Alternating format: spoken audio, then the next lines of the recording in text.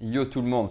Bon, je te retrouve aujourd'hui comme d'habitude pour te parler de trading et de crypto-monnaie. Bon là ça va plus être de trading parce que ce que je vais te parler ça peut servir dans le stock market, dans le S&P 500, dans la bourse, enfin, ça existe vraiment partout, dans la crypto-monnaie aussi bien entendu. Donc je vais te parler des effets de levier. Qu'est-ce que c'est un effet de levier? C'est tout simplement un démultiplicateur qui va te permettre de prendre des positions plus grosses avec un investissement moins important. Alors, pour le petit exemple, imaginons que tu aies 100 euros dans la main, que tu dis, ben voilà, je veux prendre une position à 1000 euros, mais je n'ai que 100 euros. Tu vas tout simplement prendre un effet de levier x 10, donc pour faire 100 x 10, c'est tout à fait logique.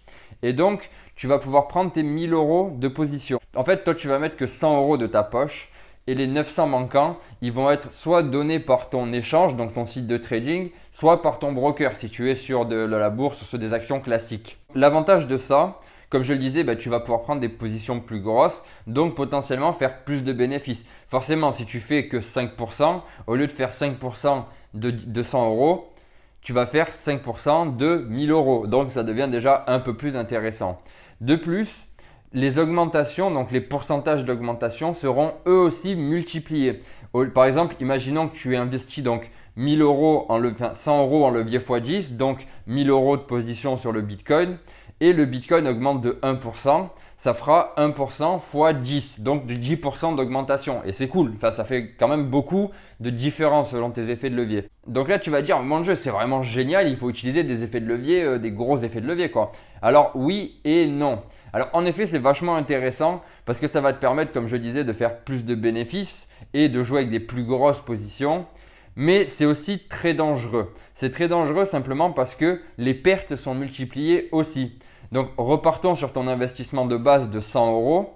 Encore une fois, le Bitcoin descend de 1%, ça fait moins 10%. Donc si ça descend de 10%, ça fait moins 100%.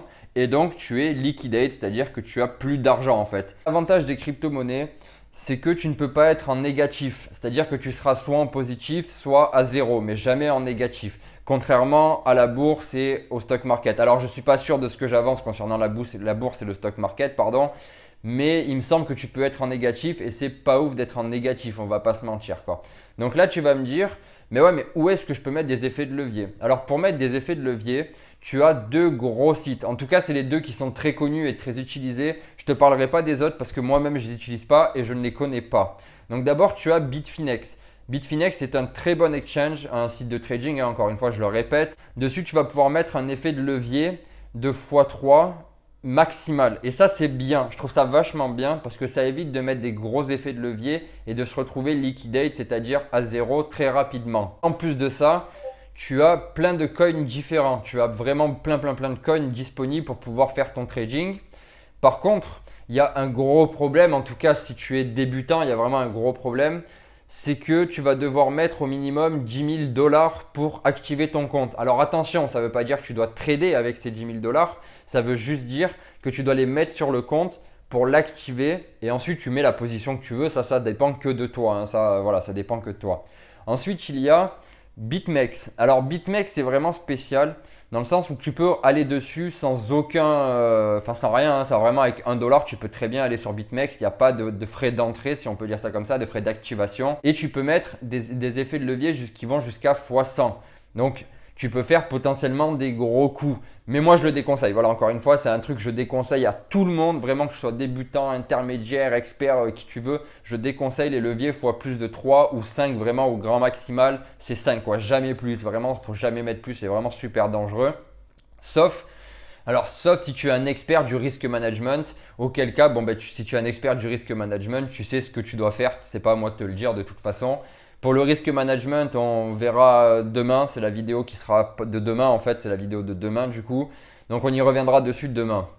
Voilà. Donc par contre, il y a un un énorme problème sur BitMEX. En tout cas, moi je considère ça comme un énorme problème et beaucoup de monde le considère aussi. C'est leurs frais. Leurs frais de transaction lors d'un trading, ils sont vraiment immenses.